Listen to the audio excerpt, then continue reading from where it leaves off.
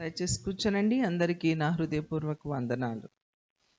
ఈ దినము ఒక ప్రత్యేకమైనటువంటి దినము, మనందరికీ తెలిసిందే. అయితే ప్రత్యేకమైన దినాలు ప్రత్యేకమైన రోజే సెలబ్రేట్ చేసుకోవాలి అనేది దేవుని యొక్క ఉద్దేశము కాదు. సో మనం పుట్టాము అంటే ఇట్స్ పర్పస్ కదా. మనం పుట్టినరోజు ఒక్కటే సెలబ్రేట్ చేసుకుంటున్నాము అంటే అదేదో ఆనందంగా చేసుకుంటాం, కానీ ప్రతి దినము మనం బ్రతికే ఉంటాం. అలానే ప్రతి దినము కూడా క్రీస్తు మనలో బ్రతకాలి. ఆయన ఈ లోకానికి వచ్చింది మనం క్రిస్మస్ అని పిలుస్తాము. అలానే ఆయన శ్రమ పొందే దినము ముందు 1 వీక్ బిఫోర్ జరిగే దీనిని మట్టల ఆదివారము, పామ్ సండే అని పిలుస్తున్నాము. ఆ తర్వాత గుడ్ ఫ్రైడేని సెలబ్రేట్ చేసుకుంటాము. అంటే ఆయన సిలువలో మన కొరకు మరణించిన దినాన్ని సెలబ్రేట్ చేసుకుంటాము. ఆ తర్వాత ఆయన రిజరక్షన్ని మనము ఈస్టర్గా సెలబ్రేట్ చేసుకుంటాము. సో మనకి క్రిస్టియన్స్గా ఈ 3 సెలబ్రేషన్స్, దీంతో మట్టల ఆదివారంతో దాదాపు 4 సెలబ్రేషన్స్ చేస్తూ ఉంటారు. అయితే ఇవి ఒక సెలబ్రేషన్గా చేయడము అది మంచిది కాదు. అర్థమవుతుందా? అంటే ఏంటి దాని అర్థం? సెలబ్రేట్ చెయ్యొద్దు అని కాదు. అంటే నిత్యము ఈ 3 థింగ్స్ని మనం జ్ఞాపకం చేసుకోవాలి. నేను చాలాసార్లు మీకు చెప్తూ ఉంటాను, మన యొక్క ఆత్మీయ జీవితంలో ఒక బిలీవర్గా క్రీస్తు రక్తంలో మనం కడగబడిన తర్వాత ప్రతి దినము, ప్రతి ప్రార్థనలో మనము ప్రతి నిమిషము మనము దేవునితో కాంటాక్ట్లో ఉన్నప్పుడు మనం జ్ఞాపకం చేసుకోవాల్సిన ఏంటి అంటే ఆయన యొక్క రాక అంటే మార్గాన్ని సిద్ధపరిచి మనం ఎలా జీవించాలో, ఈ పాపపు లోకములో పరిశుద్ధంగా ఎలా జీవించాలో ఆయన జీవించి చూపించిన ఆ క్రీస్తు జననము అనే దానిని నిత్యము మనము జ్ఞాపకం చేసుకొని స్తుతించాలి, అలా జీవించాలి. ఆయన సిలువను జ్ఞాపకం చేసుకొని నిత్యము సిలువ వేయబడుతూ లోకములో మనము చనిపోయిన వారిగా, అంటే లోకము మనలో లేకుండా, నేను చాలాసార్లు చెప్తాను, పాపం లేకుండా జీవించడం కాదు క్రీస్తు మన నుండి ఎక్స్పెక్ట్ చేసింది.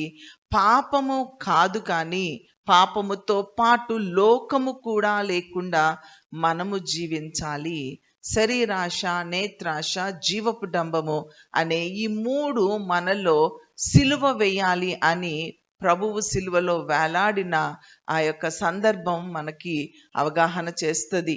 ఈ విషయంలో most of the Christians fail అయిపోతూ ఉంటారు. మనము అలా ఫెయిల్ అవ్వకుండా ఉండాలని ప్రభువు మనకి పదే పదే మనతో మాట్లాడుతూ ఉన్నారు. కాబట్టి ఈ విషయాన్ని మీరు జ్ఞాపకం చేసుకొని దాన్ని సాధకం చేయండి. అలానే రిజరక్షన్ని కూడా మనము ప్రతి దినము జ్ఞాపకం చేసుకోవాలి.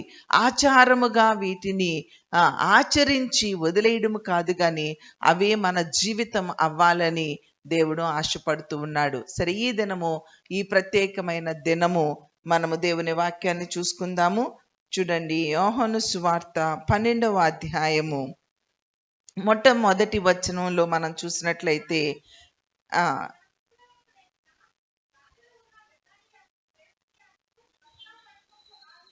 పస్కా పండుగకు 6 దినముల ముందు ఆయన బేతనియకు వెళ్ళారు అని జరుగుతుంది.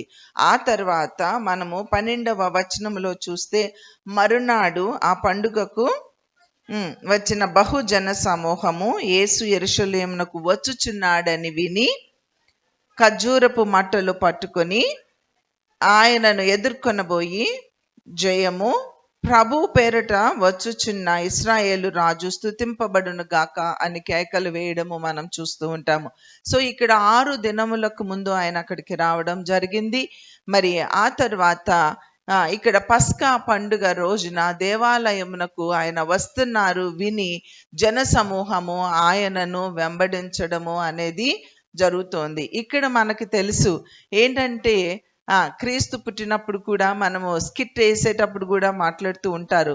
గొల్లలు కూర్చొని వాళ్ళు డిస్కస్ చేసుకుంటూ ఉంటారు. ఏమనంటే, అరే మనకి మెస్సయ్య పుడతాడు, ఆ మెస్సయ్య మన కష్టాలను తీరుస్తాడు అని వాళ్ళందరూ కూడా ఎంతో ఆశతో ఆ ఎదురు చూస్తూ ఉన్నారు. ఎందుకు అంటే ఈ యొక్క వీరి మీద బలమైనటువంటి శత్రువు యొక్క హస్తము వారి మీద ఉంది కాబట్టి they are expecting one king, ఒక రాజు వస్తాడు, ఆయన సమాధానముతో ఏలతాడు అని అందరూ కూడా ఎదురు చూస్తూ ఉన్నటువంటి సమయము. ఇప్పుడు ఆయన దేవాలయంలోకి వెళుతూ ఉన్నారు. ఆ ట్రయంఫల్ ఎంట్రీ అన్నమాట, విజయముతో కూడిన ఆ యొక్క ప్రవేశము జరగబోతూ ఉండగా అందరూ కూడా ఇంకా మా రాజు ఇంకా సింహాసనం ఎక్కేస్తారు, ఇంకా మా రాజు మాకు వచ్చేస్తున్నారు, ఇక మా కష్టాలన్నీ తీరిపోతాయి అని చెప్పి ఎంతో ఆశగా వాళ్ళందరూ ఏం చేశారో తెలుసా, ఖర్జూరపు మట్టలు పట్టుకొని, ఆ ఖర్జూరపు మట్ట అనేది యూదుల యొక్క జాతీయ చిహ్నం అన్నమాట. అందుకని అది ఆ విజయానికి సంకేతముగా, సంతోషానికి సాంకేతికముగా ఆ మట్టలని, మనం కూడా ఎన్నో మట్టలు పెట్టాం, ఇవన్నీ ఖర్జూరపు మట్టలు కాదు, ఈత మట్టలు. ఓకే, సో మనకి ఖర్జూరపు మట్టలు దొరకవు కాబట్టి దానికి సాదృశ్యంగా కొన్ని మట్టలు మనం ఇక్కడ పెట్టాం. అయితే వారు ఆ ఖర్జూరపు మట్టలను తీసుకొచ్చి వాళ్ళు ఏం చేస్తున్నారంటే దేవునిని ఆయనను ఎదుర్కొని పోయి, జయము ప్రభువు పేరట ఇశ్రాయేలు రాజు స్తుతింపబడును గాక, ఇశ్రాయేలులకు ఒక రాజు వస్తున్నాడు, సమాధానముతో ఏలబోయే రాజు వస్తున్నాడు అని వీరందరూ చాలా సంతోషంగా అంజూరపు మట్టలు పట్టుకొని చాలా సంతోషంగా వాళ్ళు కేకలు వేస్తూ ఉన్న దృశ్యము ఎంత అద్భుతంగా ఉంటుందో.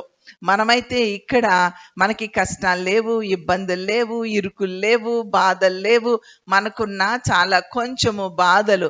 అందుకనే మనము ఇక్కడ మన తమ్ముళ్ళు చెల్లెళ్ళు చెప్తా ఉంటారు పాట పాడుతూ, రే పాట పాడండి రా, గట్టిగా పాడండి, స్వరమెత్తి పాడండి అని మనకి చెప్తూ ఉన్న మన స్వరాలు లేవవు, మన చేతులు ఆ ధ్వనిని చెయ్యలేవు, అవి మాట్లాడలేము, పాడలేము. ఎందుకో తెలుసా, నీకు కష్టం లేదు కదా, నీకు ఏదైనా ముళ్ళు గుచ్చుకుందానిక బా అని కేక వేస్తావు కదా, ఆ పెయిన్ ఉన్నప్పుడు కేకలు వస్తాయి. కానీ వీళ్ళకి ఆ పెయిన్ గుండా వాళ్ళు వెళ్తూ ఉన్నారు, అందుకే కేకలు వేస్తూ ఉన్నారు. అలానే నిజమైన సంతోషము పెయిన్ గుండా కాదు, కానీ ఆయన లవ్ని ఎక్స్పీరియన్స్ చేసినప్పుడు మనము కేకలు వేయాలి. మరి మీరందరూ ఇక్కడ రక్షించబడిన వారు అనుకుంటున్నాను, అయినప్పటికీ కూడా why you are not able to praise him, why you are not celebrating him, why you are not enjoying in his presence, where is that happiness in you? పాపం ఉన్నప్పుడు హ్యాపీనెస్ ఉండదండి, గిల్ట్ ఉంటుంది. ఆ గిల్ట్ అనేది మనలో ఉండకూడదు. So anyway, ఇక్కడ వీళ్ళ పెయిన్, వీళ్ళ కేకలకి అర్థం ఏంటి అంటే, వాళ్ళు కేకలు వేస్తూ ఉన్నారు, హోసన్నా హోసన్నా హోసన్నా అని. హోసన్నా అంటే మీనింగ్ ఏంటండి? హోసన్నా అంటే మీనింగ్ జయము, ప్రైజ్ ద లార్డ్. ఇంకా యాక్చువల్లీ హోసన్నా అంటే deliver us, save us, save us, save us, save us, save us. That is what their slogan. మనం అనుకుంటాము జయము జయము జయము. ఎస్, జయము. ఎప్పుడు జయము? అదేంటి అంటే, when we get delivered by God from the sin, పాపములో నుండి మనం బయటికి వస్తామో అదే నిజమైన జయము. అందుకని వీళ్ళు కేకలు వేస్తూ ఉన్నారు, డెలివర్ అస్, నువ్వు వస్తున్నావు, ఒక కింగ్గా వస్తున్నావు, మాకు విజయాన్ని కలుగు చేయి, మమ్మల్ని విడిపించు, మమ్మల్ని రక్షించు అని వీరు కేకలు వేస్తూ ఉన్నారు. అలాగా వారు దేవుణ్ణి స్తుతిస్తూ ఉన్నారు. వారి యొక్క స్తుతి దేని మీద వారికి ఉంది అంటే, వాళ్ళు ఒక రాజు రావాలి అని వాళ్ళు ఆశపడుతూ ఉన్నారు. కానీ ఇక్కడ ఈ రాజు వస్తూ ఉన్నాడు. ఎలా వస్తూ ఉన్నాడు? అందరు రాజులు వస్తారు, రథాల మీద వస్తారు, గుర్రాల మీద వస్తారు. ఆ చారియట్స్ వెళ్తా ఉంటుంటే ఆ సౌండ్, అసలు ఆ వెనకాలన్న ప్రజలు, అసలు ఆ హుందాతనం, వారు వేసుకున్న బట్టలు, అవన్నీ చూస్తే డిఫరెంట్ లెవెల్ ఉంటాయండి. ఇక్కడ మన రాజు కూడా వస్తూ ఉన్నారు. ఏంటి ఈ రాజు ఎలా వస్తున్నారు అనేది మనం చూద్దాము. చూడండి ఒకసారి ఇక్కడ 14-15లో కూడా మనకి కనిపిస్తుంది. సియోను కుమారి భయపడుకుము, ఇదిగో నీ రాజు గాడిద పిల్ల మీద ఆసీనుడై వచ్చుచున్నాడు. గాడిద పిల్ల మీద ఆసీనుడు. ఇదేమి రాజు అండి, డిఫరెంట్ రాజు వస్తున్నాడు. అందరి రాజులు వచ్చినట్లు ఈ మన రాజు రావడం లేదు, ఆ రాజు వస్తున్నాడు. ఇంకా మనం చూసినట్లయితే మార్క్ 11:17 చూడండి. ఆయన వస్తూ కూడా ఆయన సొంత గాడిద మీద కూడా రావట్లా. దాన్ని ఏం చేశాడు ఆయన? హీ బారోడ్, దాన్ని అప్పు తీసుకున్నాడు. ఎవరో ఇంటిలో శిష్యులతో చెప్తారు, అక్కడ పోయి ఏముంది అంటే ఒక ఇంటిలో గాడిద పిల్ల కట్టబడి ఉంది, ఆ కట్టబడిన గాడిద పిల్లను విప్పి నా దగ్గరికి తోలుకొని రండి అని చెప్తారనమాట. ఆయనకు ఒక గాడిద పిల్ల కూడా లేదు. అందరూ రాజులు అయితే రాజ్యాలు ఉంటాయి, అందరు రాజులకి కోటలు ఉంటాయి, అందరు రాజులకి చారియట్స్ ఉంటాయి, రథాలు, అలానే మరి ఎంతో మంది సామ్రాజ్యము, మనుషులు, సైన్యము, ఖడ్గాలు, కత్తులు, డాలు, ఇలాంటివన్నీ కలిగి ఉన్నవాడు రాజు. కానీ ఈ రాజుకి కనీసము ఒక సొంత గాడిద కూడా లేదన్నమాట. ఆ గాడిద కూడా లేక పక్క వాళ్ళు ఎక్కడో ఉన్న దాన్ని తీసుకొని, మరి వాళ్ళు ఇవ్వనంటే ఏంటి ప్రభు అంటే, ప్రభువుకు కావలసి ఉంది అని చెప్పు అంటే పాపం వాళ్ళు అలానే ప్రభువుకు కావలసిన ఆ గాడిదని ఇస్తారు. అయితే ఆ గాడిద మీద ఎప్పుడు ఎన్నడూ ఎవరు కూర్చొని ఉండలేదు. అట్టి గాడిదను తీసుకొని వచ్చారు. ఆ గాడిద మీద ఆయనను తీసుకువెళ్తూ ఉన్నారు. వెళ్తూ ఉంటే అక్కడ శిష్యులు ఏం చేశారంటే గాడిదను తీసుకొచ్చి 2 శిష్యులను పంపిస్తారు. ఆ తర్వాత శిష్యులు దాని మీద కొన్ని బట్టలను పరుస్తారు. గాడిద మీద ప్రభువు కూర్చోవడానికి కొన్ని బట్టలు, అంటే వారి ప్రేమను, క్రీస్తు పట్ల వారికి ఉన్న ప్రేమను శిష్యులు అక్కడ చూపించుచున్నట్లుగా మనకి కనిపిస్తూ ఉంది. ఇంకా ఒక్క మాట కొంచెం కిందకి వెళ్తే అక్కడ ఏమని ఉంటుందంటే, అనేకులు తమ బట్టలు, అనేకులు, multitude of people, so many people, చాలా మంది multitudes came there to spread their clothes. లోపల ఉన్నాయన్నీ తీసుకొచ్చి, నేను ఇవన్నీ డెకరేట్ చేసుకుంటూ నేను అనుకున్నాను, మొన్న హెయిల్ స్టోన్స్ వచ్చినప్పుడు నేను ఎన్నో సంవత్సరాల నుంచి పెంచుకున్న అందమైన ఆకులు కలిగిన క్రోటన్ మొక్కలన్నీ కూడా హోల్స్ పడిపోయి అసలు నాకు ఒక్క ఆకుకి ఎవరైనా చిన్న గోరుతో, కొంతమందికి అలవాటు ఉంటుంది ఏంటంటే ఆకును పట్టుకొని దాన్ని గోరు పెట్టి గిల్లుతారు. ఆ గోరు ఘాటు చూస్తే నా బొగ్గను గిల్లినట్టు, నా శరీరాన్ని గిల్లినట్టు అనిపిస్తుంది. నా యొక్క మొక్కలను ఎవరన్నా గిల్లితే అంత బాధ ఉంటుంది. అంత బాధపడే నేను ఆ మొక్కలు, మన దగ్గర ఇది డ్రమ్స్ ప్లే చేసేవాడు కూడా అనేవాడు వచ్చి, మంచి పువ్వు ఏదన్నా పూస్తే మంచి టెండర్ లీఫ్ రాగానే దాన్ని ఇలా పట్టుకొని ఆంటీ అనేవాడు. ఏంటంటే, అరే ఆ ఆకు కంటే నువ్వే చాలా ఇంపార్టెంట్ అనాలి నేను. అలా పట్టుకొని నలిపేస్తున్నా అనేవాడు. అప్పుడు నేను అనేదాన్ని, నిజంగా వాడు అలా అనడం నాకు ఒక లెసన్ నేర్పించినట్లయింది. ఎందుకంటే నేను ఆకులను, మొక్కలను, పువ్వులను అంత ప్రేమించేదాన్ని. అలాగా అంత ప్రేమించిన హెయిల్ స్టోన్స్ వచ్చి మేమందరం ఎంజాయ్ చేసాము, బయటికి వెళ్ళాము, తడిచాము, అవన్నీ ఏరుకున్నాము, ఎగరేసాము, అబ్బా ఎంత ఎంజాయ్ చేసాం. ఈ మొక్కల సంగతి ఆలోచించలా. నెక్స్ట్ డే మార్నింగ్ వెళ్ళి చూస్తే ప్రతి ఆకు అసలు ఏనల తప్ప అందులో ఆకే లేకుండా పోయిందండి. ఎంత బాధ అనిపించింది, ఎంత ఏడుపు వచ్చిందో. ఈ రోజున ఇవన్నీ నిన్న కూర్చొని ఇవన్నీ డెకరేట్ చేస్తూ అనుకున్నా, ఒకవేళ ఆ ఆకులే ఉండుంటే అవి కట్ చేసి నేను దేవుని మందిరముల్ని డెకరేట్ చేయడానికి యూజ్ చేసి ఉండేదాన్నా? నాకు ఒక ఆకు కొయ్యాలంటే కష్టం అనిపిస్తుంది, ఒక పువ్వు కొయ్యాలంటే కష్టం అనిపిస్తుంది. అప్పుడు నేను మళ్ళొక లెసన్ నేర్చుకున్నా. అందుకేనేమో ఒకవేళ కొయ్యలేని మనసు కలిగిన దాన్ని కాబట్టి మొత్తం తుడిచిపెట్టేసి ఉంటాడు దేవుడు అనుకున్నా. దేవుడు మనకి లెసన్స్ నేర్పిస్తాడు. ఆ తర్వాత ఇక్కడ పెట్టినవి అన్ని నా మొక్కలే, అన్నీ కట్ చేసుకొచ్చి తీసుకొని దేవుని మందిరాన్ని డెకరేట్ చేసుకున్నాను. ఎందుకు అంటే, అరే అక్కడ ఉన్నటువంటి మనుషులు మల్టిట్యూడ్స్ వస్తున్నారు.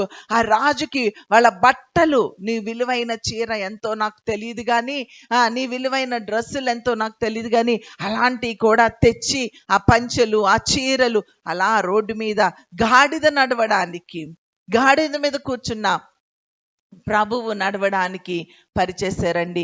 దేవుని కోసం ఏదైనా ఇవ్వడానికి, నీ విలువైన దానిని ఇవ్వడానికి కూడా వెనక్కి అడుగు వేయొద్దు. మనకి మనసు ఎంత ఇస్తూ ఉన్నా నేను నా ఇంట్లో బంగారము కూడా ఇచ్చే అలవాటు మీకు చాలా మందికి చెప్పా.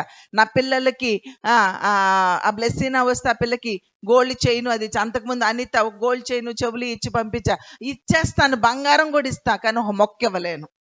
అది నా వీక్నెస్. ఎందుకంటే అంత పెంచుకున్న మొక్క ఇవ్వలేను, కానీ ఇప్పుడు నేర్చుకున్న మొక్కలు కూడా ఇవ్వడం నేర్చుకున్నాను. అవి మదర్ ప్లాంట్ అయినా ఇవ్వడం నేర్చుకున్నా. అంతగా దేవుని కోసం ఏదైనా అండి, నీకు ఇష్టమైంది ఏదో నాకు తెలీదు, దేనినైనా దేవుని కొరకు ఇవ్వడానికి వెనక్కి తీసే మనస్సు మనకి ఉండకూడదు. వాళ్ళు విలువైన బట్టలు తీసుకొచ్చి అలా పరిచేస్తూ, అరే గాడిద కదా, పాత చీర వేద్దాములే, ఎవరికి తెలుసు ఇది పాత చీర అని పాత చీర వేయొచ్చు కదా, పాత బట్ట వేయొచ్చు. కానీ వీళ్ళు ఏం చేశారో తెలుసా, విలువైన అన్ని తీసుకొచ్చి అలా పరిచేస్తూ ఉన్నారు. అలానే దేవుని కొరకు ఇవ్వుటలో మనం ఎప్పుడు వెనక్కి తీయొద్దు. అదేదో దేవునికి ఇవ్వమని చెప్తున్నాం, మాకిమ్మని చెప్పట్లే. Again I'm reminding you. ఎందుకంటే ఈ దినాలలో పాస్టర్స్ అందరూ వాళ్ళు పోగేసుకుంటారు కాబట్టి మనం అలాంటి వారము కాదు అని ఇక్కడ కూర్చున్న మీ అందరికీ తెలుసు. ఎందుకంటే మనం ఎప్పుడు డబ్బుల గురించి ప్రెషర్ తీసుకురావడం కానీ, డబ్బుల గురించి మిమ్మల్ని తొందర చేయడం కానీ ఎప్పుడు ఒక్కళ్ళకి కూడా అది జరగలేకుండా నేను అన్నా చూసుకుంటూ ఉన్నాము. అది దేవుని చిత్తము కాదు కాబట్టి మేము అలా చేయము. దేవుని మీద ప్రేమతో మీరు దేవుని కొరకు చేసేది ఎలా ఉండాలంటే, ఈ మల్టిట్యూడ్స్ చేశారు కదా, శిష్యులు సమస్తం వదిలిపెట్టి ప్రభువుని వెంబడించారు. మరి అనేక మంది వచ్చి వారి విలువైన బట్టలను పరుస్తూ ఉన్నారు. అవన్నీ ఎందుకు జరుగుతూ ఉన్నాయంటే దేవుని మీద ప్రేమతో. తర్వాత ఇంకా కొంచెం చూస్తే, కొందరు వాళ్ళ పొలంలో మళ్ళా మొక్కలన్నీ నరికి తీసుకొచ్చి ఆ మట్టలతో వాళ్ళు దేవుణ్ణి స్తుతిస్తున్నట్లుగా మనకి ఇక్కడ కనిపిస్తూ ఉంది. కాబట్టి ఇక్కడ మనం చేయాల్సింది ఏంటంటే, ప్రభు పేరట వచ్చువాడు జయము నొందును గాక. అందరూ ఎదురు చూస్తున్నారు, ప్రభు పేరటే వస్తూ ఉన్నాడు అని అందరూ ఎదురు చూస్తూ ఉన్నారు. ఇంకా కొంచెం ముందుకెళ్తే మనకి 4th పాయింట్గా మనం నేర్చుకోవాల్సింది ఏంటంటే, వారు యెరూషలేమునకు వచ్చినప్పుడు ఆయన దేవాలయంలో ప్రవేశించారు. ఆయన వస్తూ ఉన్నదే దేవాలయములోనికి.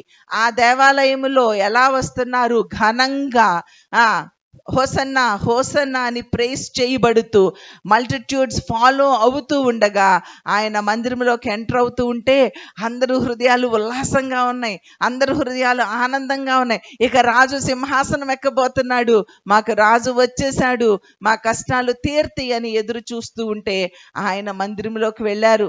ఆ మందిరంలోకి వెళ్ళగానే ఆయనకి కనబడింది ఏంటి, దేవాలయంలో క్రయ విక్రయములు చేయు వారిని చూసి మనీ చేంజర్స్ కనపడ్డారు అక్కడ. ఈ మనీ చేంజర్స్ ని చూసి అంతేనండి, మొత్తం టప టప టప టప టప తోసి కోపం వచ్చేసింది ఆయనకి. రోకలు మార్చువారు ఉన్నారు, అక్కడ క్రయ విక్రయాలు చేసేవారు ఉన్నారు, అవన్నిటినీ పడగొట్టేశారనమాట ఆయన. అక్కడ దాన్ని బట్టే మనకు అర్థమవుతూ ఉంది, అదే మామూలు రాజు వస్తే ఆ రాజు బిజినెస్ చేస్తాడు, ఆ రాజు ఆ యొక్క దేశంతో ఈ యొక్క దేశంతో సంధి కుదుర్చుకుంటాడు, లేకపోతే యుద్ధానికి దిగుతాడు, లేకపోతే వాళ్ళ ఇన్కమ్ని ఇంప్రూవ్ చేసుకోవడానికి పరుగులెత్తుతారు రాజులు, మన యొక్క రాజకీయ నాయకులు. మరి ఈ నాయకుడు ఉన్నాడు, మన రాజ్యాన్ని ఏలే ఈ రాజు, ఈ నాయకుడు ఉన్నాడు. ఆయన ఏం చేస్తున్నారంటే, అరే ఈ వ్యాపారాలన్నీ వద్దు అని చెప్పి అన్ని పడగొట్టేశాడు. మీకు అర్థమవుతుందా? ఇక్కడ దేవాలయములో ఉండవలసిన ఏంటండి, వ్యాపారాలా? ఈ దినాలలో అనేక మంది దేవాలయములో వ్యాపారాలు చేస్తూ ఉంటారు. దేవాలయంలో వ్యాపారాలు చేయొద్దు. అర్థమవుతుందా? అంతే. మన ఇన్కమ్ని ఎలాగా డెవలప్ చేసుకోవాలా అని చెప్పేసి అలాంటి వ్యాపారాలు చేసుకుంటూ వెళ్ళిపోకు. మన సాగరన్న కారు మీద ఉండేది ఏమని మీ అందరికీ తెలుసు, ఏమని ఉండేది? ఫాదర్స్ బిజినెస్ అని ఉండేది. ఆ గ్లాస్ పగిలిపోవడం వల్ల మళ్ళీ వేయించలేదు, కానీ ఫాదర్స్ బిజినెస్, మన బిజినెస్ చేయాలి. ఇక్కడ ప్రభువు క్రయ విక్రయాలు చేసే వారిని ఆయన ఏం చేశారంటే పడద్రోసి బయటికి పంపించారు. కానీ ఆయనది ఒక బిజినెస్ ఉంది. ఏంటా బిజినెస్? నీకు రక్షణ అనే ఒక ఒక తలాంతునిచ్చారు ప్రభు. నీకు రక్షణ అనే తలాంతునిచ్చారు. స్వస్థత వరాలనే అనేక వరాలను దేవుడు తలాంతుగా నీకు ఇచ్చారు. అలాంటి తలాంతులు అన్ని దేవుని దగ్గర తీసుకొని, రక్షణ అనే తలాంతును నువ్వు తీసుకొని, దేవుని యొక్క గిఫ్ట్స్ ని నువ్వు రిసీవ్ చేసుకొని, ఆ గిఫ్ట్స్ తో నువ్వు వ్యాపారం చేయాలి. దేవుడిచ్చిన జ్ఞానముతో నువ్వు వ్యాపారము చేయాలి. ఏ వ్యాపారము చేయాలి? ఆత్మలను రక్షించాలి. ప్రియ చెల్లి, ప్రియ తమ్ముడు, ఎంత మందిని నీవు రక్షించావు? నువ్వు రక్షించబడి ఎన్ని దినాలైంది, ఎన్ని సంవత్సరాలైంది? మరి ఎవరినైనా నువ్వు దేవుని సన్నిధికి ఆకర్షించావా? దేవుని బిజినెస్ ఏమైనా చేస్తున్నావా? అరే, ఒక్క 100 రూపాయలు ఉంటే దాన్ని 150 రూపాయలు ఎలా చేయాలని ఆలోచిస్తావే? 1 లక్ష ఉంటే ఆ 1,00,000 పెట్టుబడిగా పెట్టుకొని దాన్ని 2 లక్షలు ఎలా చెయ్యాలని ఆలోచిస్తావే? ప్రతిదీ పొదుపు చేస్తూ ఉంటావే, దాన్ని మల్టిప్లై చేస్తూ ఉంటావే. అలానే దేవుడిచ్చిన నీ రక్షణను మూడో వాడు గనుక గొయ్యి తీసి గోతులో పాతి పెట్టినట్లుగా పాత పెట్టి లోకం కొరకు బ్రతుకుతున్నావేమో. ప్రియ చెల్లి, ప్రియ తమ్ముడు, ఒక్కసారి నిన్ను నువ్వు పరిశీలన చేసుకో. ఇక్కడ క్రయ విక్రయాలు చేయడానికి దేవుడు మనల్ని పిలుచుకోలేదు. మందిరములో జరగవలసినవి కాదు, మందిరములో కూర్చున్న మనము చేయవలసిన అవి కాదు, కానీ మనము ఆత్మల సంపాదకులుగా ఉండాలి. ఆత్మల పట్ల ఆశ కలిగిన వారిగా ఉండాలి. నశించిపోవచ్చున్న వారిని వెదకి రక్షించడానికి కొరకు వచ్చిన నా యేసులాగా నేను కూడా నశించిపోవచ్చున్న వారిని వెదకి రక్షిస్తాను. నా ఎడ్లు గొప్ప బరువులు మోయగలవు అన్నట్లుగా ఆయన ఎడ్డుగా నేను కాడిని మోస్తాను. నేను ఆత్మలను రక్షిస్తాను.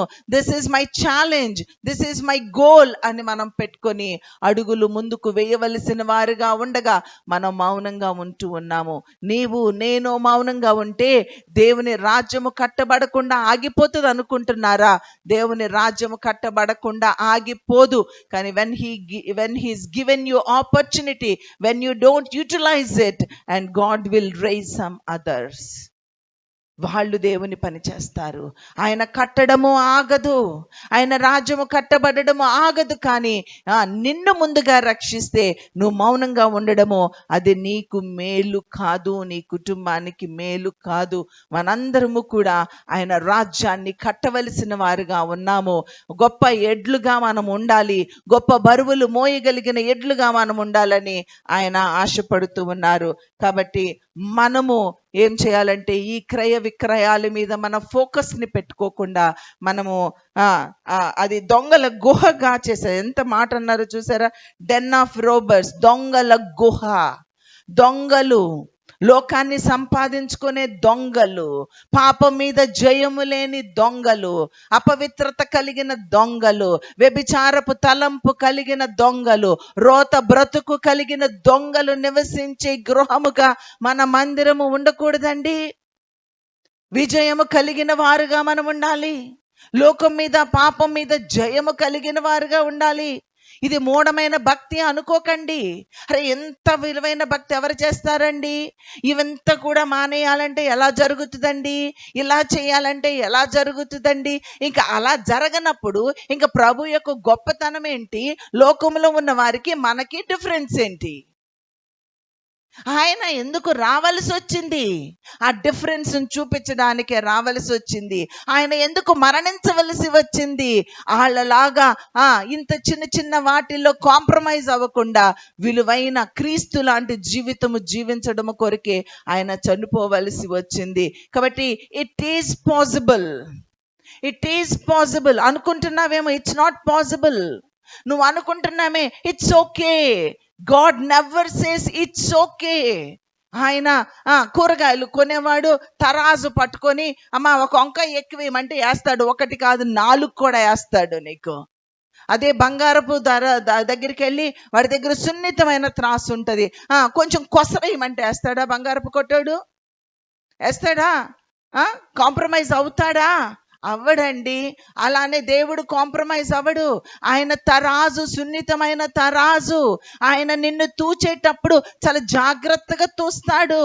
నీ మాటలో, నీ తలంపులో, నీ చూపులో, నీ ఆశలో, నీ కోర్కెలో, నీ నడవడిలో, హృదయాంతరంగములో, ఎముకలలో, మూలుగులలో, ఆత్మ, సోల్ అండ్ స్పిరిట్ కూడా డివిజన్ చేసి స్పిరిట్ ని ప్రత్యేకముగా ఎత్తుకునేది మన దేవుడు. He can't compromise. ఈ దినాలలో క్రిస్టియన్స్ అనుకుంటున్నారు ఇంత చాదస్తపు భక్తి చెయ్యక్కర్లేదు, ఎంత లోతైన భక్తి చెయ్యక్కర్లేదు. ప్రార్థనకి వెళ్ళామా, వచ్చామా, ఏదో ప్రార్థన చేసుకున్నామా, దేవుని చిత్తంలో నడుస్తున్నామని భ్రమలో మనము ఉండకూడదు.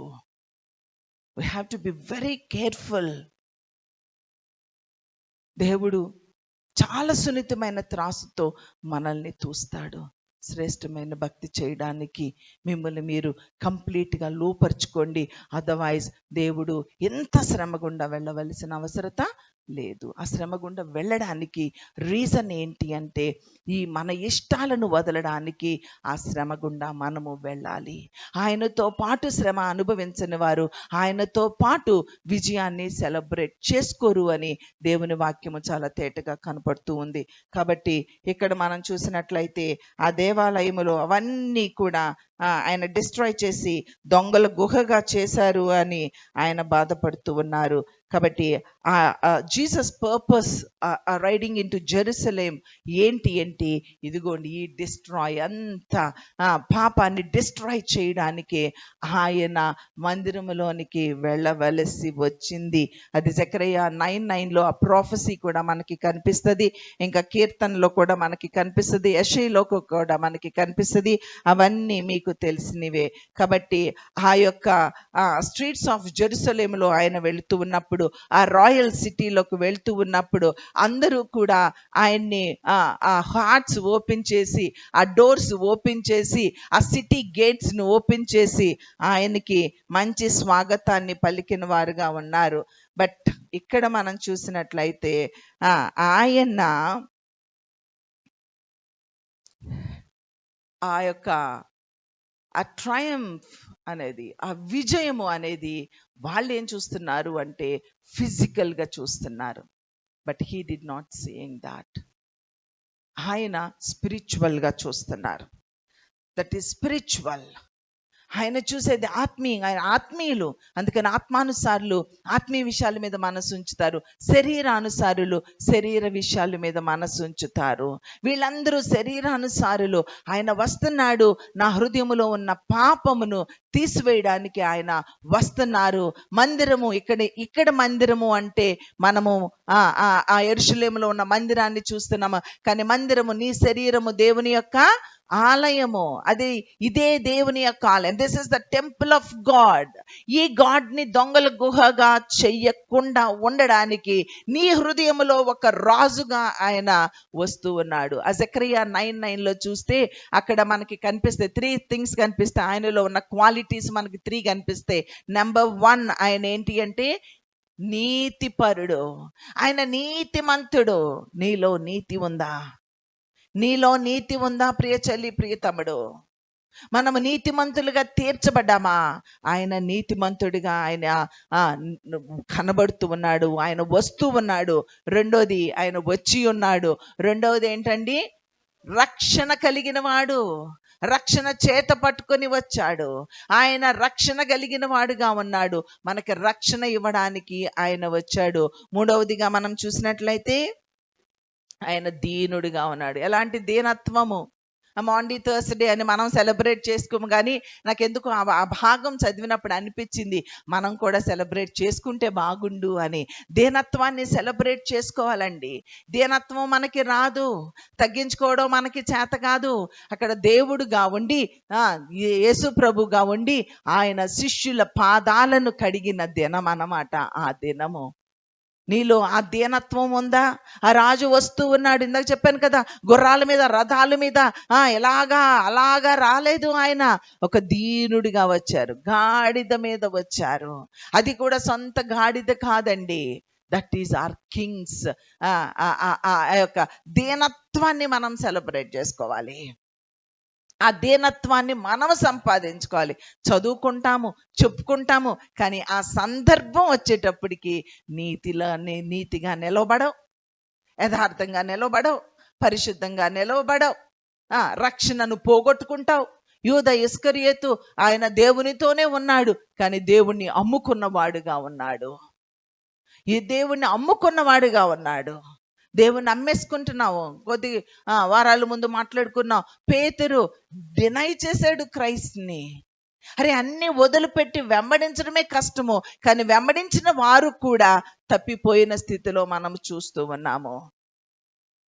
దీనత్వం లేని వారుగా, తగ్గింపు లేని వారిగా, దేవుని కొరకే కాదండి దీనత్వం అంటే. చాలా మంది అనుకుంటారు దేవుని దగ్గరే దీనత్వం అనుకుంటారు. నో, ఆ దీనత్వం ఆయన పర్సనల్గా ఆయనే లోపల దీనుడిగా బ్రతికాడా? ఆ దీనత్వం మనకి కనిపించిందా? చెప్పండి, కనిపించిందా? ఆయన క్రియల రూపంలో కనిపించిందా? ఆయన ఎక్కిన గాడిద రూపంలో కనిపించిందా? ఆయన వేసుకున్న బట్టలు, అసలు రాజులంటే ఎలాంటి బట్టలు వేసుకుంటారండి? మన రాజు వేసుకున్న బట్టలు ఏంటండి? మన రాజు రిచ్ క్లోత్స్ ఏం వేసుకోలా. మన రాజు అందరి రాజుల్లాగా చారియట్స్ మీద రాలా. ఆయన దీనుడిగా వచ్చాడు. ఆయన ఎలాంటి బట్టలు వేసుకున్నాడు? ఆయన ఎలాంటి బట్టలు ప్రేమ, సంతోషం, సమాధానం, నీతి అనే వస్త్రాన్ని ధరించుకోండి అని ఉందా బైబిల్లో? ఎలాంటి వస్త్రాలు వేసుకున్నారండి ప్రభువు? అందరూ రాజులు లాంటి వస్త్రాలు వేసుకొని రాలేదు మన రాజు వచ్చిన విధానమే డిఫరెంట్. ఆ రాజులాగా మనము కూడా బ్రతకాలి. He's our superhero, he's our role model. You have to walk on his footsteps. ఆయన మార్గంలో నడవాలి. అంతేగాని వాక్యాలు చెప్పుకుంటూ ఎలా స్టేజీల మీద ఎక్కి వాక్యాలు చెప్పుకుంటూ బ్రతికితే అది బ్రతుకు కాదు. రియల్ లైఫ్లో ఎవ్రీ డే టుడే ఛాలెంజెస్లో నీకు వస్తున్న ప్రతి టార్గెట్లో, ప్రతి శోధనలో, ప్రతి నిమిషము నువ్వు దేవుని కొరకు నిలవబడగలిగే వ్యక్తిగా ఉండాలి. దేవుని కొరకు లోకాన్ని, పాపాన్ని వదులుకోగలిగిన వ్యక్తులుగా మనము ఉండాలి. కాబట్టి ఆయన ఒక కింగ్గా వచ్చాడు. కానీ ఏ కింగ్గా వచ్చాడంటే ఒక వెరీ లో సర్వెంట్ కింగ్గా వచ్చాడు. ఇదేంటండి సర్వెంట్ కింగ్ ఏంటి? కింగ్గా అసలు సర్వెంట్కి ఏమైనా పొత్తు ఉంటుందా? కింగ్స్ దగ్గర పనిచేసే వాళ్ళు సర్వెంట్, బట్ ఈ కింగ్ ఒక సర్వెంట్ లాగా వచ్చారు. ఎవరైనా ఉన్నత స్థితిలో ఉండాలి అనుకుంటే నువ్వు ఎలా ఉండాలి అని చెప్తుంది? దీనుడిగా ఉండాలి. దేవుడు దీనుల్ని దృష్టిస్తున్నాడు. గర్విష్ఠులను అణగద్రొక్కి దీనుల్ని పైకి లేవనెత్తుతాను అని ప్రభు మాట్లాడుతూ ఉన్నారు. కాబట్టి అలాంటి హార్సెస్ మీద రాలేదు, రాయల్ రోబ్స్ ఆయన ఏమి వేసుకోలేదు. ఆయన పోర్ అండ్ హంబుల్ క్లోత్స్ వేసుకొని, రైచస్నెస్ అనే క్లోత్ వేసుకొని ఆయన మన మధ్యకి వచ్చారు. కాబట్టి ఈ విషయాన్ని మనం జ్ఞాపకం చేసుకోవాలి. ఆయన కింగ్స్ ఏం చేస్తారు? బలవంతంగా రాజ్యాన్ని స్వతంత్రించుకుంటారు, యుద్ధాలు చేసి రాజ్యాన్ని, ఆ యొక్క కుర్చీని సంపాదించుకుంటారు. కానీ మన రాజు కుర్చీ ఇక్కడున్న వాళ్ళందరూ మనము ఎదురు చూస్తున్నట్లుగా, ఇప్పుడు క్రిస్టియన్స్ కూడా అంతే.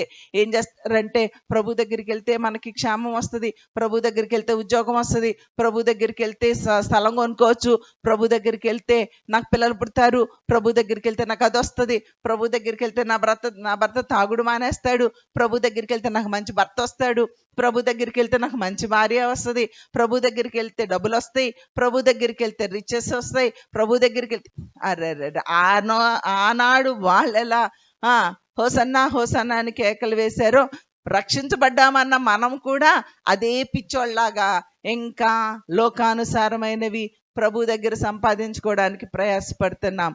No, change your mind. That is not the way you come to the Lord. అదే దొంగల గుహ అంటే. ఆ ఆలోచనలు తీసి ప్రక్కన పెట్టండి. శరీర సంబంధమైనవి నీకంటే ఉన్నత స్థితిలో ఉన్నారు, ప్రభువు లేనివారు. వాళ్ళు కష్టపడి సంపాదించుకున్నారు. లోకములోని సొత్తులు, లోకములోని విలువలు, లోకములో ఉన్న రిచెస్ అన్నీ కూడా నీకు ఎలా వస్తాయంటే నువ్వు కష్టపడితే నీకు వస్తాయి. కానీ ఆ రక్షణ అనేది నువ్వు కష్టపడితే వచ్చింది కాదు, అది ఉచితము, ప్రభువు ఇచ్చింది. ఆయన మనకి ఇచ్చింది ఏంటి అంటే ఆ యొక్క రక్షణను ఇవ్వడానికి ఆయన ఈ లోకానికి వచ్చారు. ఈ లోకంలో ఒక రిచ్ కింగ్ గా ఆయన రాలా, నిన్నొక కింగ్, ఒక రిచ్ ప్రిన్సెస్ గా చేయడానికి ఆయన రాలా. ఆయన చూపు అంత ఎటర్నల్ లైఫ్ మీద ఉంది. ఈ లోకంలో మనము జీవించేది ఇంతే కాలం అండి, ఇంతే కాలము. ఫర్ ఎగ్జాంపుల్, ఇక్కడ హెవెన్ ఉందనుకుందాము, ఈ పుల్పిట్ దగ్గర ఇక్కడ హెవెన్ ఉందా అనుకున్నాము. ఇక్కడ మన జర్నీ స్టార్ట్ అయ్యింది. నువ్వు ఈ లోకంలో నడిచేది ఇక్కడి నుంచి ఇక్కడికే. నీ 80 సంవత్సరాలు, నీ 80 సంవత్సరాలు, నీ 100 సంవత్సరాలు, ఒకవేళ మహానీతిమంతుడివై బ్రతికి 150 సంవత్సరాలు బ్రతికితే నువ్వు నడిచే మార్గము ఇంతే. ఈ కొంచెము కోసం ఎందుకు ప్రయాసపడుతున్నావు? ఈ కొంచెమే, ఇక్కడి నుంచి ఎంత దూరం జర్నీ ఉంది నీకు. ఇదంతా ఎటర్నల్ లైఫ్, అంతము లేదు, అంతము లేదు. అలాంటి ఎటర్నల్ లైఫ్ కోసము ఆయన కింగ్ గా రాబోతూ ఉన్నాడు. అక్కడ ఆయన రాజుగా ఉండబోతూ ఉన్నాడు మనకి. ఇప్పుడు ఆయన నీ హృదయంలో రాజుగా ఉంటే, ఈ మందిరము దొంగల గుహగా లేకుండా ఇక్కడ ఆయనను రాజుగా నువ్వు ఆహ్వానిస్తే, రక్షణతోనూ దీనత్వముతోనూ ఆ యొక్క నీతితోనూ ఆయనను నీ జీవితంలోనికి, లోకాన్ని పాపాన్ని విడిచి ఇక్కడ శ్రమ పడుతూ లోకాన్ని, ఆ లోకపు ఆశలు, డిజైర్స్ అన్నిటినీ పక్కన పెట్టుకొని ఇక్కడికి ఆయన నువ్వు తీసుకొని వస్తే, అబ్బా ఎటర్నల్ లైఫ్ అండి నీకు. ఆయన అప్పుడు కింగ్ గా రాబోతూ ఉన్నాడు. అదే అక్కడ ఆయన వారికి ఇస్తూ ఉన్న సందేశము. ఆ ఎటర్నల్ లైఫ్ లోనికి మనం రావాలి. ఆయన నేషన్స్ ని, ఈ లోకంలో రాజులు రాజ్యాల కోసం వస్తారు, కానీ మన రాజు వచ్చాడు మన హార్ట్ కోసం వచ్చాడు. నీ హార్ట్ కోసం ఆయన వచ్చాడు. ఇస్తావా నీ హృదయాన్ని? అందుకే ఆయన అంటున్నాడు, బిడ్డా నీ హృదయం నాకు ఇవ్వా. ఇచ్చావా నీ హృదయాన్ని? ఇవ్వలేదే. ఇంకా నీకు లోకం కావాలి, ఇంకా డాన్సులు కావాలి, ఇంకా సినిమా పాటలు కావాలి. ఇంకా మా పిల్లలు ఉంటారు, అరే వినకండ్రా ఆల్బమ్ సాంగ్స్ అంటే, ఆడికి పిచ్చి ఆల్బమ్ సాంగ్స్ వినకుండా ఉండడం. క్రిస్టియన్ సాంగ్సే కొన్ని వినొద్దని చెప్తాం మేము. ఎందుకంటే కొంతమంది సమాధుల మీదకి వెళ్ళి ఆత్మను పిలిచి ఆ ఆత్మతో పాటలు రాస్తారట. ఏ పాటలు? క్రిస్టియన్ పాటలే. అలాంటి క్రిస్టియన్ పాటలు కూడా పాడొద్దని చెప్తాం. అలాంటిది how can you sing album songs? How can you sing all other songs? ఎట్లా కాంప్రమైజ్ అవుతున్నా? దేవుని ఆత్మ ఇక్కడ ఉంటే, నీ హృదయం ఆయనకి ఇస్తే ఇవన్నిట్లో కాంప్రమైజ్ అవుతామా? అబద్ధం ఆడగలవా? దొంగతనం చేయగలవా? మోసం చేయగలవా? లోకం కోసం పరిగెత్తగలవా? లోకం కోసం దేవుని అమ్ముకోగలవా? We can't do it, but still you are doing. ఒక్కసారి ఆలోచించు, ఒక్కసారి ఆలోచించు. నా దగ్గరున్న పిల్లలకైతే పదే చెప్తూ ఉంటా నేను, బీ కేర్ఫుల్. ఏదో ఎంజాయ్మెంట్ ఇస్తుంది. మొన్న యాన్యువల్ డేలో అందరూ డాన్స్ వేస్తూ ఉన్నారు. ఒక పిల్ల డాన్స్ వేలా. ఏంటన్నా? అది సినిమా పాట కదండి, నేను ఎలా డాన్స్ వేయగలుగుతాను? No, I can't do it. That is how you are suppose to stand for the Christ. Shadrach, Meshach, Abednego, దానియేలు అందరూ తింటున్నారు, పట్టబడిన వారుగా ఉన్నారు. తినొచ్చు, but they did not eat. That is how you are suppose to stand for Christ. అరే తినే దగ్గర ఒక తిన్న లైన్ డ్రా చేసుకున్నారండి. They did not cross the border. తినడానికి నీ జీవితాన్ని అమ్మేసుకుంటావా? దేవుని ఆత్మను పోగొట్టేసుకుంటావా? ప్రియ చెల్లి, ప్రియ తమ్ముడు, you have to be very careful. అందరూ మొక్కుతున్నారు, నేను మొక్కుతానులే. లోపల యేసయ్య యేసయ్య ఇప్పుడు నన్ను చంపేస్తారంట, నేను లోపల నిన్నే అనుకుంటున్నాను యేసయ్య, బయటికి మాత్రం మొక్కుతున్నానయ్యా అన్నారా? రాజా, మేము చనిపోయినా పర్లే, మా రాజు, నా రాజు రక్షించగలడు, నా దేవుడు నన్ను రక్షించగలడు మమ్మల్ని. ఒకవేళ రక్షించకపోయినా, రక్షించగలిగిన సమర్థుడు అని మాకు తెలుసు, రక్షించకపోయినా ఇట్స్ ఓకే, మేము అక్కడ చచ్చిపోతాం. యూత్ వినండి, మీలాంటి యవనుడే దానియేలు, షడ్రక్, మేషక్, అబేద్నెగోలు నిలబడుతున్నావా? అంతే స్ట్రాంగ్ గా దేవుని కొరకు నిలబడుతున్నావా ప్రియ చెల్లి, ప్రియ తమ్ముడు? No, we are compromising. Please don't do it. Don't compromise. Stand for the Christ. అలా ఎందుకు చేయలేదు వాళ్ళు? ఈ రోజున అనేక మంది అలా చేస్తూ ఉన్నారు. ఆనాడే వాళ్ళు ఎందుకు చేయలేదు? అగ్నిలో వేస్తే అగ్నిలో వేసిన వారిని రక్షించగలిగిన సమర్థుడు మన దేవుడు.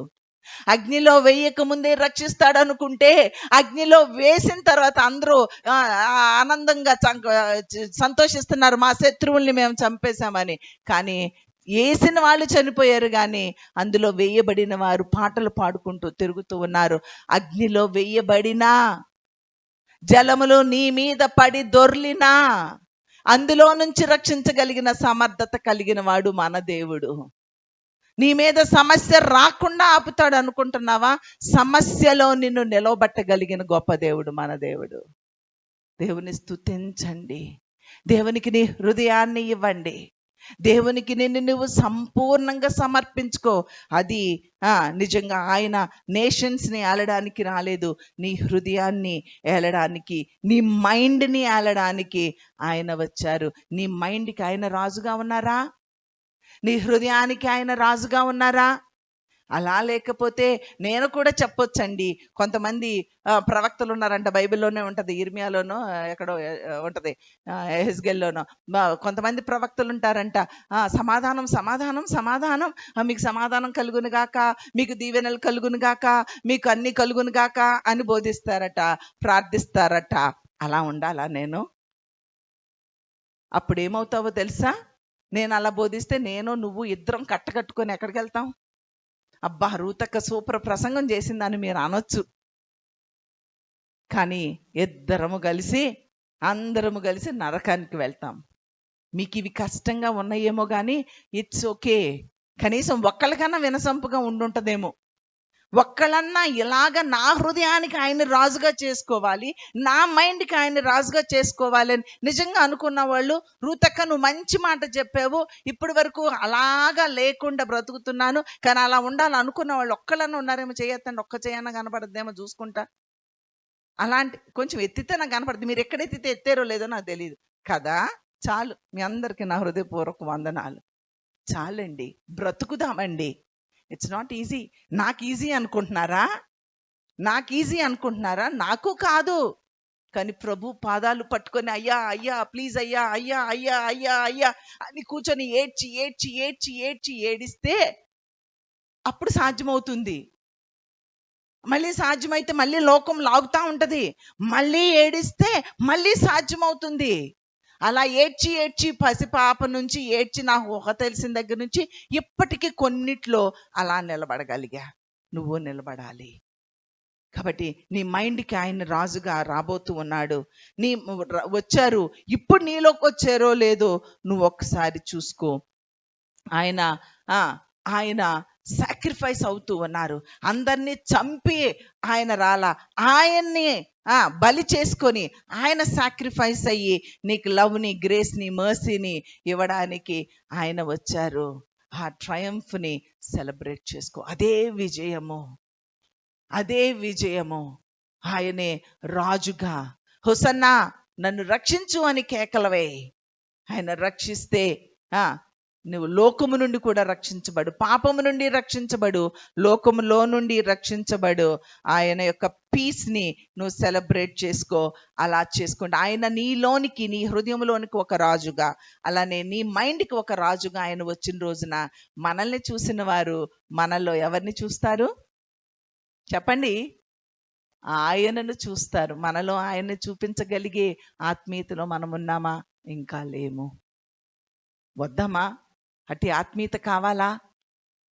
అలాంటి ఆయన నీకు హృదయానికి రాజుగా, ఆయన నీ మైండ్కి రాజుగా వచ్చి ఆహ్వానించుకొని ఆయనను రాజుగా చేసుకొని నీలో ఆ రాజుని చూపించాలి అనుకున్నవారు లేచి నిలబడి చిన్న ప్రార్థన చేయండి.